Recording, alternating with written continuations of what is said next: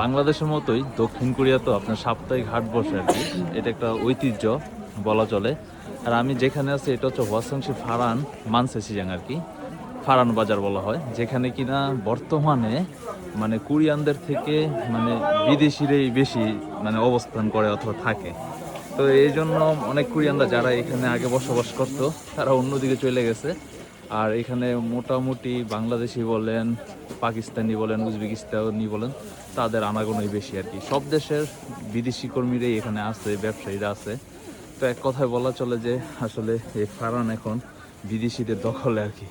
তো যাই হোক, এই যে সাপ্তাহিক বাজার, এই সাপ্তাহিক বাজারে আপনি মনে করেন যে কম রেটে মানে মার্ট আছে না, যে সুপার শপগুলো থেকে একটু কম প্রাইসে এখানে কেনাকাটা করতে পারবেন।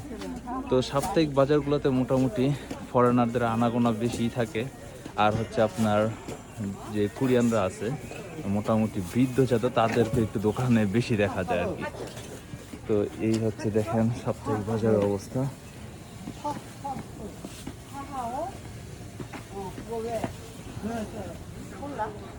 তো আরেকটা বিষয় হচ্ছে কোরিয়ানরা কিন্তু দামাদামি করতে পছন্দ করে না। আর যেই অভ্যাসটা আমাদের বাংলাদেশি সকলের ম্যাক্সিমাম মানুষের ভিতরেই আছে। তো এই জন্য ওনারা মানে প্রাইস ট্যাগগুলা আপনার লেখা রাখে, আপনার প্রোডাক্টের সামনে, মালামালের সামনে প্রাইস ট্যাগগুলো লেখা রাখে যাতে দামাদামি না করতে হয়। তো এই অভ্যাসটা আসলে প্রত্যেকটা বাঙালিরই মোটামুটি আছে, যে প্রাইস লেখার পরও মানে একটু ডিসকাউন্ট দেওয়ার কথা বলা।